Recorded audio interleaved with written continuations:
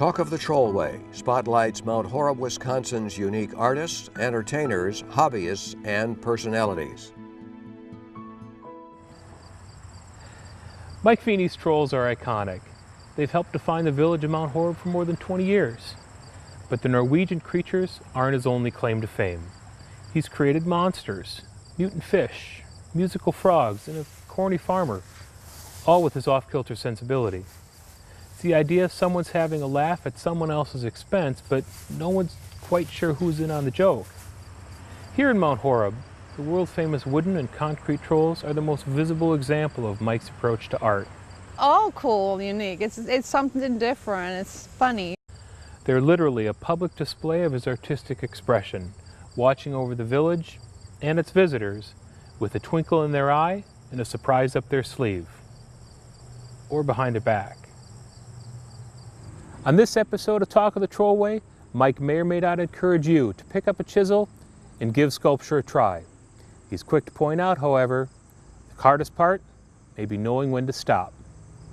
I'm your host, Gary Schutz. I'm not the serious guy that does the ducks, that needs a blue ribbon. I'm the guy that likes to do the comical, the goofy, the little bit off kilter, you know. That's the kind of stuff I like. Dogs and cats, I've done those. I've done insects, I've done, yeah, it's just, it's wherever, oh, fruit and vegetables, my God, yes. I did carrots, all bright colors, kind of airbrushed wall hangings like the fish over there. At the Minnesota Renaissance Festival, it was a great time for me because I was able to experiment with the weirdest stuff in the world, and people were crazy enough to come in and buy it. We used to do this thing at Renaissance. It was just hilarious. People would come in. This was like a great training ground for artists, by the way. I had my own shop there, my own people working for me, and you know, it was just like, it was a big party all the time. But little old lady comes in and says, "Do you have any beagles about this long?" And I'd say, "Jack, go on up and check and see how many beagles we have left." And he'd go up the stairs, and he'd wait for like 5 minutes and say, "Gee, Mike, I'm sorry, I think we're sold out." And I said, "Oh, sorry." I used to do wizards, dragons, that type of thing. You know, it didn't appeal to me as much as the trolls. Smile, John. They're basically my figure studies of dimly lit beings, you know. There's something that people can relate to, bounce off of a sculpture and say, "Oh yeah, that's Uncle Harold," or whatever. And to make them look like they're really rough, to make them look like they're really kind of like, oh, they just slapped this together in a minute. That's a beautiful thing. And to actually have that, you know, the eyes come out. To see the personalities, that's the big deal. I think people don't realize what it takes to do one of these. There are certain groups of people that think that this is like 2.6 hours. I think until people actually try it, and that's why I encourage people. When I hear people like say, "Harold, you could do that," and I say, "Yeah, try it. You might, you know, you might be surprised." But it's best they experience it. The big stuff is so difficult just because you have to gauge the arms, the legs. Everything has to read correctly. So not only do you have, like, you know, when you're talking 2D, you're seeing flowers and trees or whatever. But with 3D, every point on the compass has to read properly. So usually with these pieces, just go around the piece, take shots all the way around, make sure there's nothing hinky. I'm pretty sure this is going to work out. Check it in a mirror. Then, you know, if you look in the mirror, it fools your eye. You can see something that's way out of kilter if you look in the mirror, whereas normally you would look at it and say, "Oh, it looks fine to me." But then you get it in the mirror and you go, "What the heck?"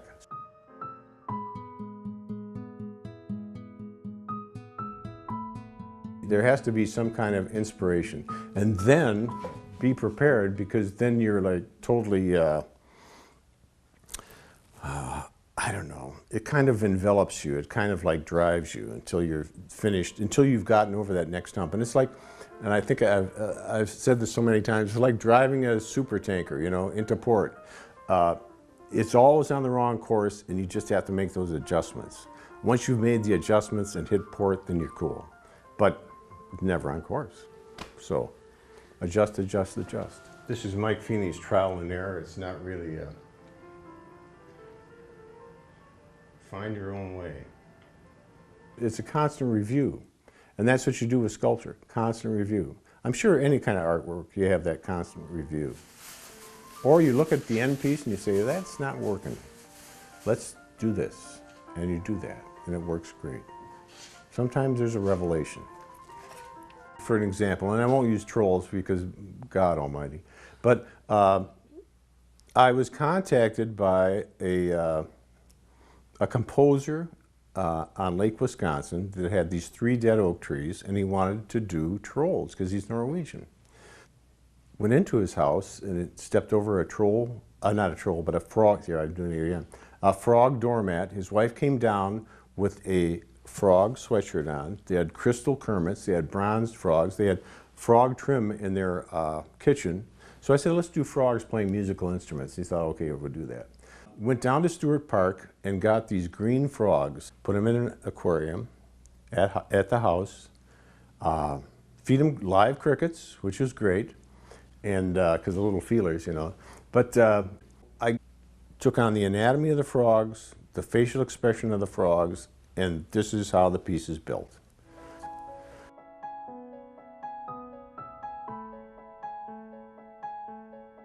If you limit yourself to drawing, then producing and finalizing, then you're pretty much screwed.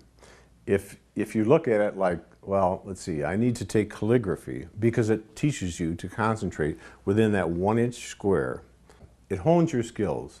The same way with figure drawing, watercolor, all these things. And then anatomy is a big deal.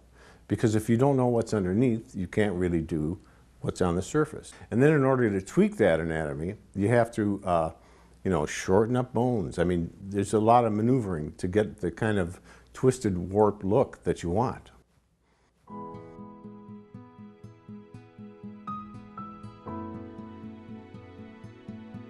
I have to be in the driver's seat.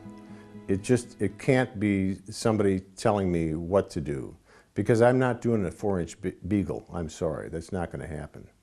And you have to really look out for yourself. Once the deal is done, then you have to work at your own pace. I'm very persnickety about what I take on, not who I take it on, but what I do. So if it's good for the piece, it's going to go forward. If it's not good for the piece, then I don't think this is going to work out. And once it's down, you can't change it. Once they have the sketch and, you know, the signed contract, that's it. They can't change it. I can change it. If it benefits the piece, if it's better, then I do that. Like I'll add a little rat or, you know, maybe a dead fish or something like this with one of the trolls or something. So if it gives more character, that's wonderful. I have a sketchbook. It used to be on cocktail napkins. Now it's like actually a book. You get an idea, pops out, you got to draw it, right? So that is the, I guess that's the baseline.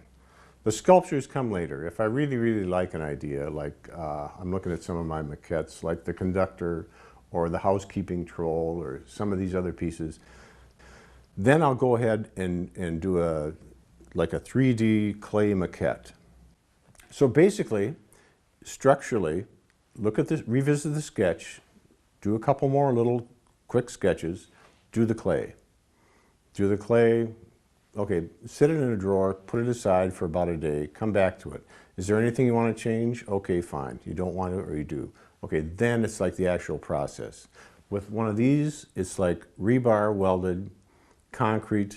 It's like the spider lath that goes on the interior to hold it against the frame. It's, and then basically you're done. And then it's on to the next piece.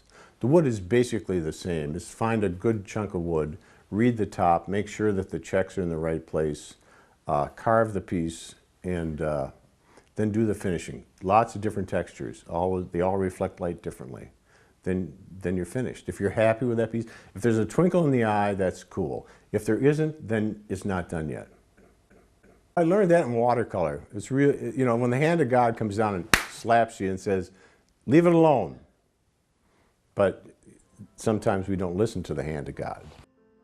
That's a great way to screw up a piece of artwork, is to, you know, either be too tired or emotionally not fit to work on a piece, or just kind of like, oh, I have to get this done, there's a deadline.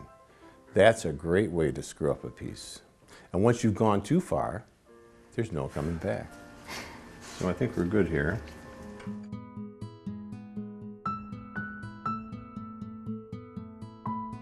I don't do this for the money. It's not the money thing. I mean, they're big checks occasionally, but it's, you know, it's kind of like you do it because you like it. You don't do it for the money.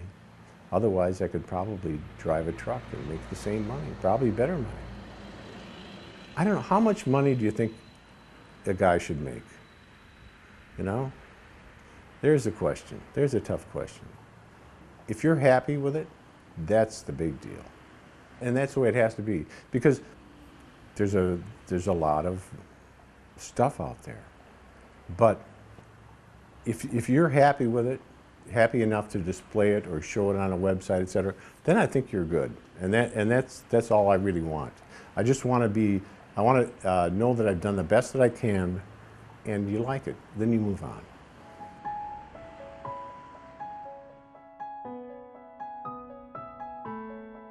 My wife comes from a real small farming community in South Dakota.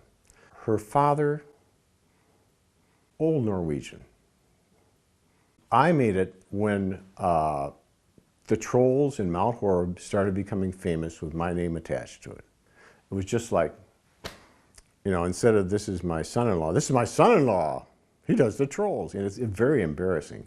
But it was kind of like, wow, you know? Okay, I'm good. So I guess in his eyes, I was thrilled. That was the nice part. I like that. It's kind of nice to have it outside where the casual pedestrian or passerby can see it. When you're looking at interior, you're looking at the same old lighting, the same old shadows. Yeah, that's a wrap right there. The lights on, the lights off. When you're outside, you see like the rain dripping off the end of the nose and then freezing into a long icicle. You see like covered with snow. I mean, and wet sculpture, dry sculpture, you know. To me, that's cool. That's the energy. It's the functioning thing with sculpture.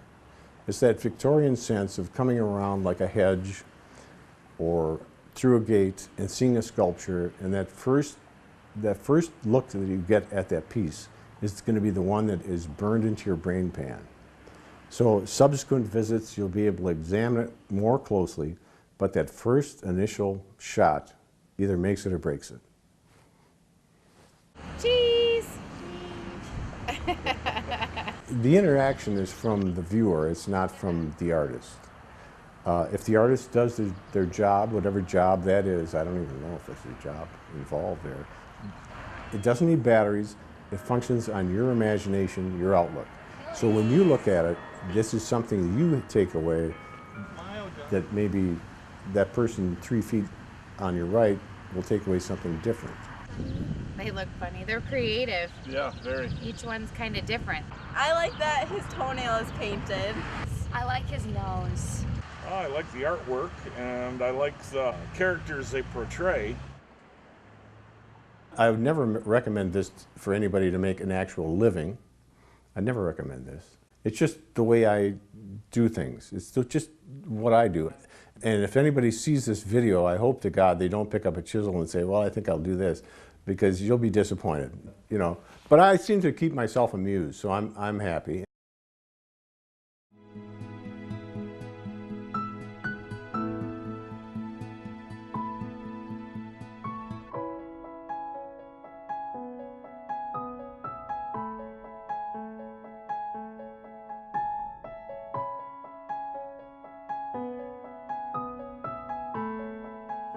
Coming up on Talk of the Trollway, it could be you or someone you know.